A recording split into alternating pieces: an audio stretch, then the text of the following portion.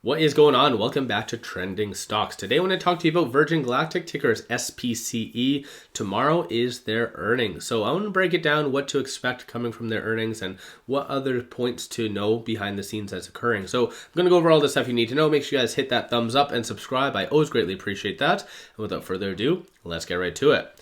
So the market is closed, but as you can see, it did close very much green, so up 2 cents. Not the greatest tail end on the eve of their earnings, but it is what it is.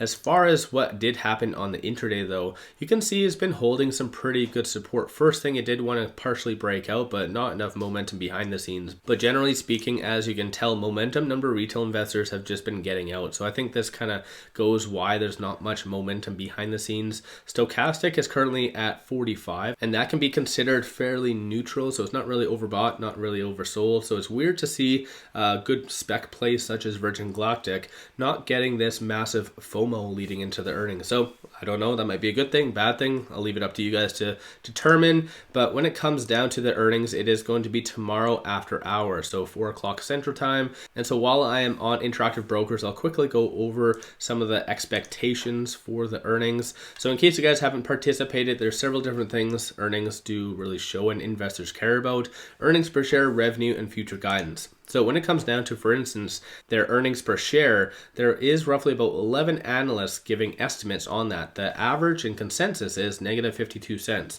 And unfortunately, when it comes down to Virgin's history, historically, they always do miss potentially or do a little bit worse than what the estimates are. So as you can see, the blue lines are below the gray on all of these. So it does look like most likely if it is going to follow the same trend, then generally it just might be a miss once again. But like I said, 52 cents is the point to watch for. And it is to note though that it does show that 2 analysts did get in last minute to give their estimate. So that might be a bullish sign behind the scenes.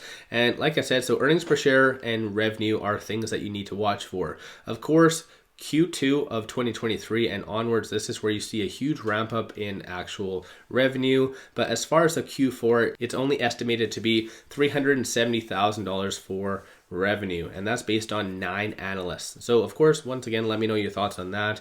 Another analyst did recently get in last minute, so once again, that could be very optimistic. But one thing that you need to know is when it comes down to the revenue, they generally always exceed the analyst expectations. So revenue is always better than normal, and earnings per share is a little bit worse. But like I said, it is the actual future guidance aspect of earnings that is really what is moving absolutely everything, because they talk on what is coming in 2023, what is coming, like for instance, the following years, what is their plans, a lot of different moving parts. Of course, especially with higher interest rates and inflation, they're going to be talking on a wide range of things. So I think in general, that is what most likely is going to move the price after hours. But once again, I could be wrong. And if there is a lot of positive things that do come out from the straight numbers, then potentially you might get a new influx of actual analyst ratings. And currently the average target is $5.18, and that is down roughly about 6% from here. So hopefully the earnings are fairly good, and that might be a little bit more of a boost. When it comes to it, I'll give you a quick summary of everything that you need to know. So for instance, shorts. I like to give shorts as a good benchmark. The short score is currently 80. The higher the number, the higher the likelihood of a squeeze happening. Utilization is 100%, showing 100% of the available shares to short are currently out.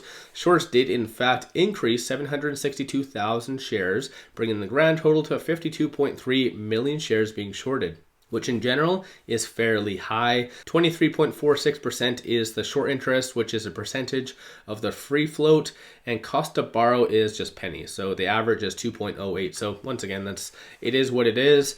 And when it comes down to the options activity, I like to look at the options activity just as a good indication of potentially where things might be going. So especially like I said, on the eve of the actual earnings, that is where you see the true numbers. And as you can see, there was pretty much a lot of calls being purchased, with exception of these 2 massive candles that you cannot ignore. More specifically, just this one candle, which is in the 5 minutes, so between 12:30 and 12:35, there is $1.76 million worth of puts being purchased. So I don't know if someone knew something at this stage in the game, but clearly they are very much betting on the downtrend of Virgin. So once again, I don't know. Let me know your thoughts on that.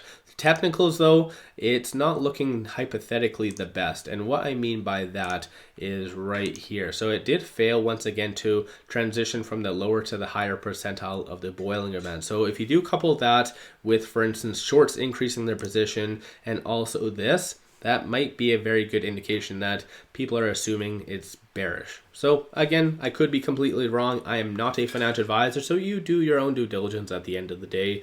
I really like Virgin Galactic behind the scenes, and in general, if there is a sell-off, I think there's going to be a lot of good buyers out there causing a little bit more of a value rally, or at least a buy the dip kind of moment. So I think in general, as you can even see based on this, like I already mentioned, it's not really anticipated until the second half of 2023, as I've been saying. That's where you'll be making and seeing a lot of big volatility, and hopefully the price will be moving up, assuming everything goes to plan. But once again, let me know your thoughts on all of that in the comments below. If you haven't already, hit that thumbs up and subscribe. I always greatly appreciate that.